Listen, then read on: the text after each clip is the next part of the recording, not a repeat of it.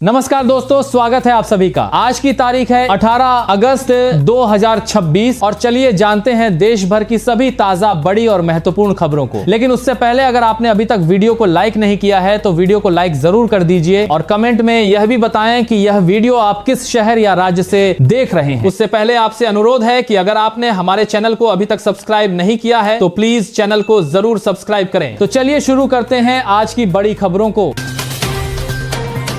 LPG e KYC को लेकर ग्राहकों को बड़ी राहत मिली है। सरकार ने ई केवाईसी की आखिरी तारीख 16 अगस्त से बढ़ाकर 23 अगस्त 2026 कर दी है। कई ग्राहकों को सर्वर और तकनीकी दिक्कतों के कारण ई केवाईसी कराने में परेशानी हो रही थी। अब जिन लोगों की ई केवाईसी अभी बाकी है उन्हें 23 अगस्त तक का अतिरिक्त समय मिल गया है। इंडेन, भारत गैस और एचपी गैस के ग्राहक अपनी ई केवाईसी जल्द पूरी कर लें ताकि आगे एलपीजी की सुविधा या मिलने वाली सरकारी सब्सिडी में परेशानी न हो।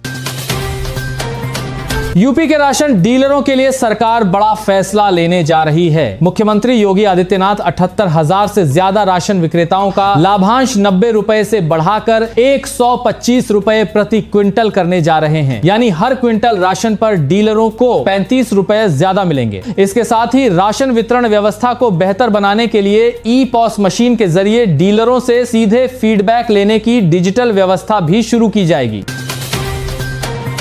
दिल्ली की महिलाओं को फ्री बस यात्रा में राहत मिली है। सरकार ने सहेली पिंक स्मार्ट कार्ड की डेडलाइन 31 अगस्त 2026 तक बढ़ा दी है। इस तारीख तक डीटीसी और क्लस्टर बसों में बिना स्मार्ट कार्ड वाली महिलाएं भी पेपर पिंक टिकट के जरिए मुफ्त सफर कर सकेंगी। इसके बाद 1 सितंबर से पिंक स्मार्ट कार्ड अनिवार्य होगा। इसलिए जिन महिलाओं ने अभी तक कार्ड नहीं बनवाया है उन्हें 31 अगस्त से पहले इसे बनवा लेना चाहिए। राजस्थान के सरकारी स्कूलों में बाहरी लोगों की एंट्री पर रोक लगा दी गई है। शिक्षा विभाग के आदेश के मुताबिक बिना प्रिंसिपल या स्कूल प्रमुख की अनुमति के कोई बाहरी व्यक्ति स्कूल परिसर में प्रवेश नहीं कर सकेगा। इसके अलावा फोटो वीडियो बनाने और स्कूल के अंदर इंटरव्यू करने के लिए भी अनुमति जरूरी होगी। यह फैसला ऐसे समय आया है जब राज्य में सरकारी स्कूलों की स्थिति को लेकर एक अभियान के तहत स्कूलों का निरीक्षण करने की घोषणा की गई है। तमिलनाडु के किसानों को बड़ी राहत मिली है। मुख्यमंत्री विजय ने सहकारी संस्थाओं से लिए गए 75,000 रुपए तक के फसल ऋण को पूरी तरह माफ करने का ऐलान किया है। वहीं 75,000 से 1 लाख रुपए तक के कर्ज पर अधिकतम 75,000 रुपए की छूट मिलेगी, जबकि 1 लाख रुपए से ज्यादा के कर्ज पर अधिकतम 35,000 रुपए तक की राहत दी जाएगी। सरकार इस फैसले पर करीब 953 करोड़ रुपए अतिरिक्त खर्च करेगी और इससे 1,38,000 से ज्यादा किसानों को अतिरिक्त फायदा मिलेगा।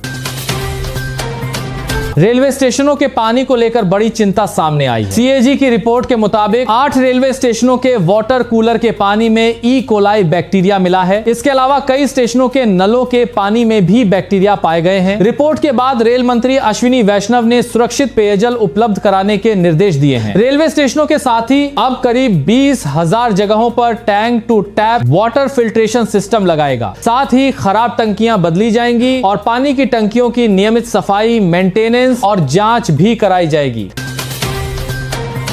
बिहार के लखीसराय में मंदिर के पास भगदड़ से बड़ा हादसा हुआ है। अशोक धाम मंदिर में सावन की तीसरी सोमवारी पर भारी भीड़ के बीच भगदड़ मचने से 7 महिला श्रद्धालुओं की मौत हो गई, जबकि कई लोग घायल हुए हैं। शुरुआती जानकारी के मुताबिक 2 ट्रेनों के एक साथ आने से भीड़ बढ़ गई और बिजली का पोल गिरने के बाद करंट फैलने की अफवाह से अचानक अफरा तफरी मच गई। मुख्यमंत्री सम्राट चौधरी ने मृतकों के परिवारों को 4-4 लाख रुपए की आर्थिक मदद देने का ऐलान किया है।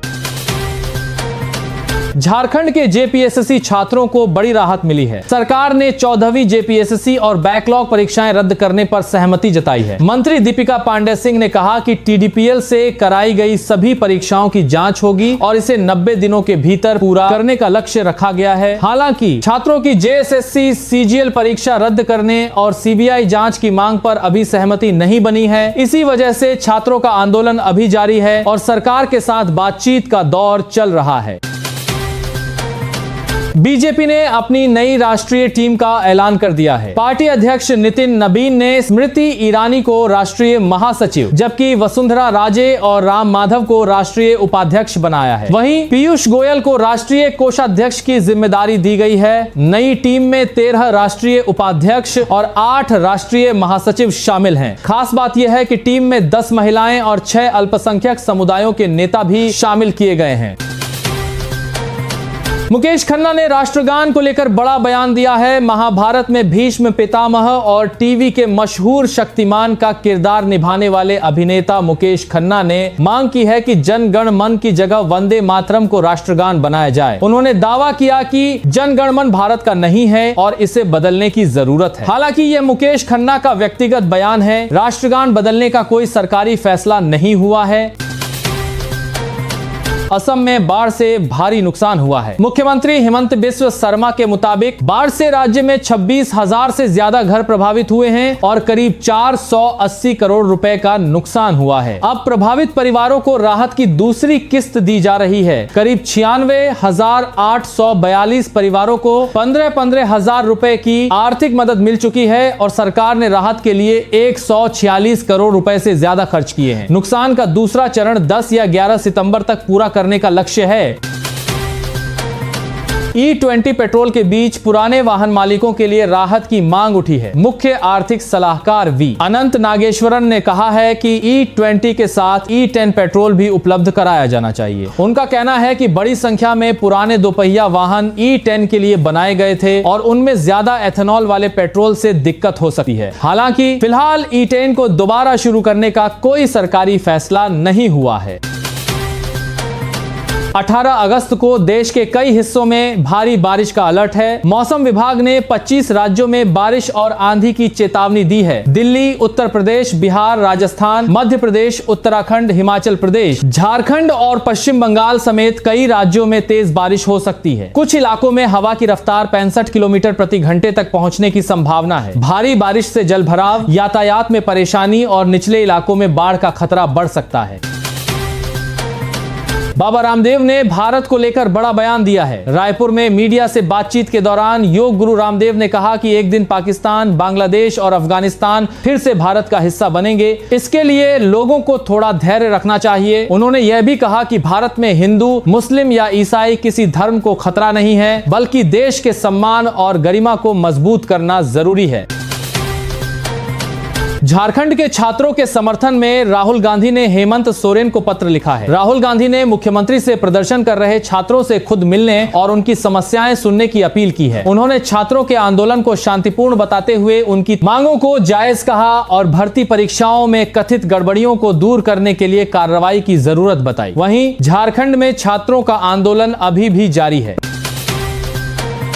प्रशांत किशोर ने विधायक पद की शपथ ले ली है। जन स्वराज पार्टी के संस्थापक प्रशांत किशोर ने बांकीपुर से विधायक के तौर पर बिहार विधानसभा में शपथ ली। शपथ के बाद उन्होंने कहा कि विधायक बनना उनके लिए बड़ी जिम्मेदारी है और वह बांकीपुर के लोगों के भरोसे पर खरा उतरने की कोशिश करेंगे। उन्होंने कहा कि विधानसभा में बोलने का मौका मिले या न मिले, लेकिन बांकीपुर में किए गए काम खुद बोलेंगे।